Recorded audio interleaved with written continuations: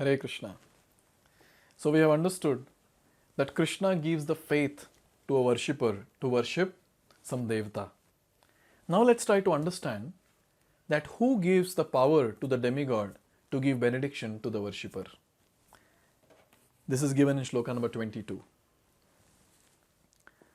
Sataya shraddhaya yuktas tasyaradhanamihate labhate cha tatah kaman mayaiva vihitan hitan.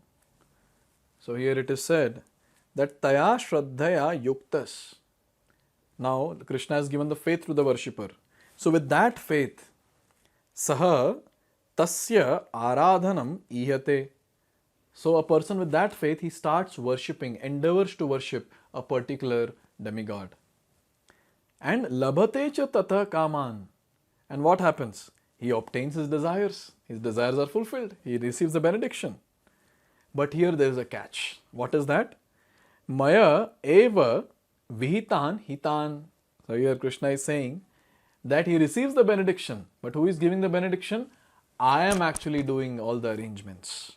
I am the one who is actually giving the benedictions through the Devi Devtas. So this is a very nice point to understand. A worshipper might worship some Devata and he might feel that, oh, this particular Devi Devta has actually given me the benediction. But actually the fact is, in the background, who is actually giving the benediction? Krishna is actually empowering the Devata, and the Devata or Krishna is giving the benediction through the Devi Devta. So what is the person doing? He is worshipping the Devi Devta, the demigod, but then he is worshipping Krishna indirectly through the Devi Devta. And Devi Devtas are giving the benediction to the person, to the worshipper. But who is actually giving the benediction? Krishna is giving the benediction through the Devi Devta. So here, this particular flow is very, very clear in this particular shloka. So here it is given that the demigods cannot award benediction to their devotees without permission of the Supreme Lord. See, we might be arrogant people. We might not be loyal to our Lord, Lord Sri Krishna. But the Devi Devtas, they are proper servants of Krishna. The demigods are proper servants of Krishna. They will never violate any rules and regulations. They always follow and they are always loyal to the Supreme Personality of Godhead. Without permission of the Lord, they don't do anything. So here it's very clear that the benedictions which they give is with the permission of the Supreme Lord. The living entity may forget that everything is the property of the Supreme Lord, but the demigods do not forget. So the worship of demigods and achievement of desired results are due not to demigods but to the Supreme Personality of Godhead by arrangement. So Devi Devtas will not forget that Krishna is everything. He is the Supreme Personality of Godhead. We might forget, but they are such elevated souls that they do understand that who is Supreme Personality of Godhead, who is the proprietor of everything that exists, who has the power to fulfill the desires of the living entities. They are very clear about it.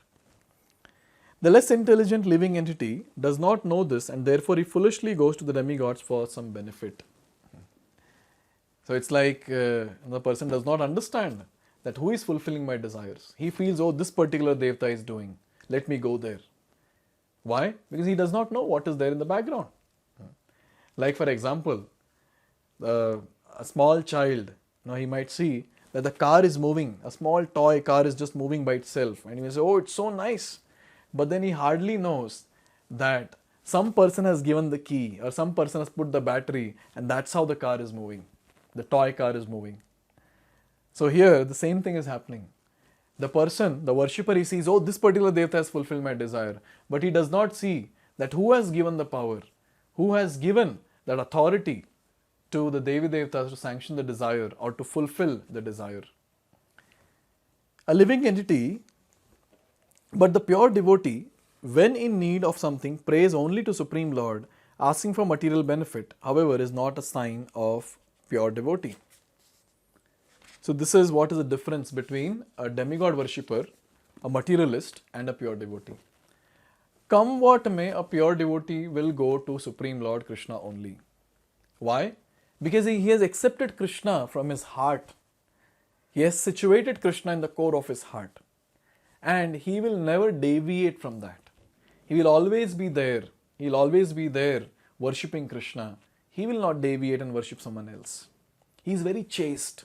He is very chaste. Like a wife is very chaste to husband, this person is very, very chaste. The pure devotee is very chaste to Krishna.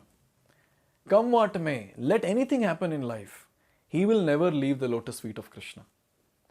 Desires are fulfilled or not fulfilled, still he will not leave the lotus feet of Krishna. This is what is the beauty, this is what is the faith, this is what is the trust that the living entity or the pure devotee has on Lord Sri Krishna. Completely surrendered. Whatever you want to do, O Krishna, you can do. Maro bhi rakho bhi jo ichha tuhar. You want to kill me, kill me. You want to protect me, you protect me. You do whatever you want.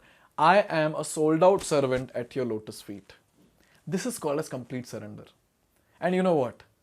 When someone surrenders like this at the lotus feet of Krishna, Krishna is in anxiety. He is in full anxiety.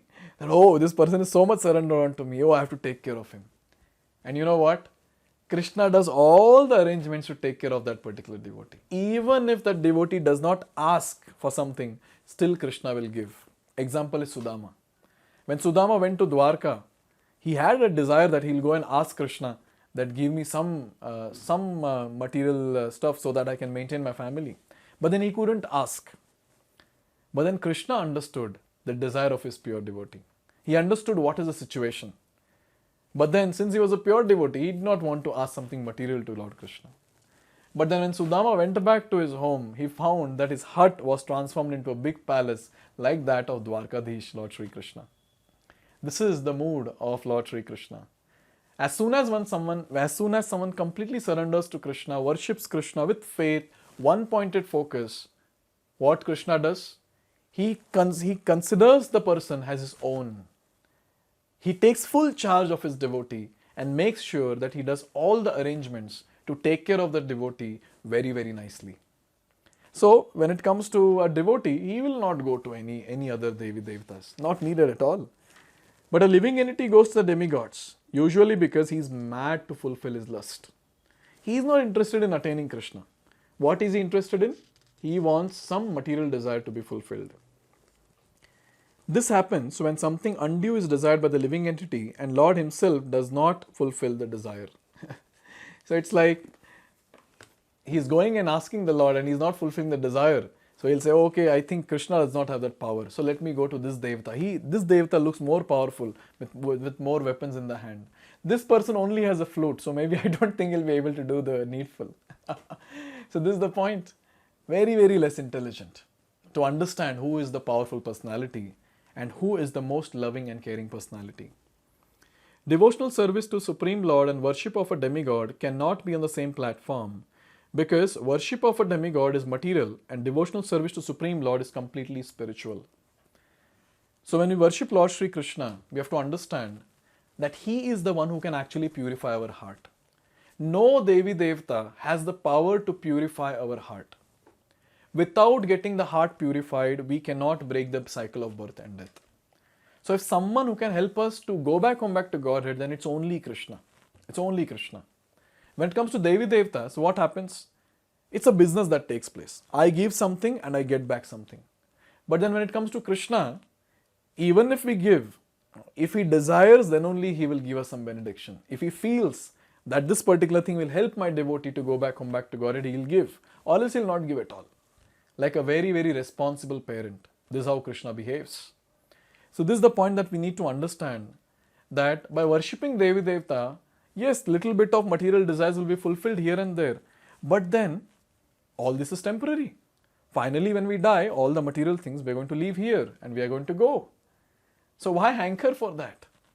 Why don't we become intelligent and utilize the little brain substance that Krishna has given to us and understand that this life, this human form of life is given so that I can purify my heart and break the cycle of birth and death and go back to Godhead. So when we are chanting the Hare Krishna Mahamantra, we have to chant with that full faith and devotion to Krishna with one pointed focus that, oh Krishna, you are everything for me. Come what may, I'm not going to go to anyone. You do whatever you want with me. I'm okay. You do whatever operation you want to do with me because I know you are purifying me so that I can come back to you this very lifetime. This strong faith we need to have when we are chanting the Hare Krishna Mahamantra. And we should pray to Krishna every day that, oh Krishna, please give me intense faith at your lotus feet. Even if I get deviated, please pull me back. Please don't allow me to again roam around in this material world lifetime after lifetime after lifetime. So this is what we need to pray every single day. That, oh Krishna, please never allow me to leave your lotus feet. I always want to be at your lotus feet, serve you, chant your holy names, all the time glorify you, and finally this very lifetime attain you and serve you for your pleasure. So in this way, when we offer prayers to Krishna, there will be a strong attachment that we will develop with Krishna. And whenever there is a critical situation, it's a test, it's a golden opportunity that we have got to show Krishna that, oh Krishna, I am completely surrendered unto you. Come what may, I am not going to go to anyone. I am just going to depend on you, I am going to worship you, and I am going to be always completely surrendered unto you like a sold out animal at the feet of a master. So these golden opportunities all of us will get. But at that time we need to understand that yes, this is a golden opportunity. This critical situation is a golden opportunity. And at that time when we show complete surrender to Krishna, complete faith in Krishna, you know what happens? We will get closer to Krishna. Every crisis is an opportunity to get closer to Krishna. It's an opportunity. So in this way, a devotee, a pure devotee, he proves to Krishna in every situation that, oh Krishna, I want you. So this is what is very clear, that a devotee will never behave like a materialist. So now, let's try to understand what is the difference between the devotee and demigod worshipper. Worshipper of Krishna will attain one destination. Worshipper of demigod will attain another destination. So what are these destinations all about? Let's understand that in the next video. Hare Krishna.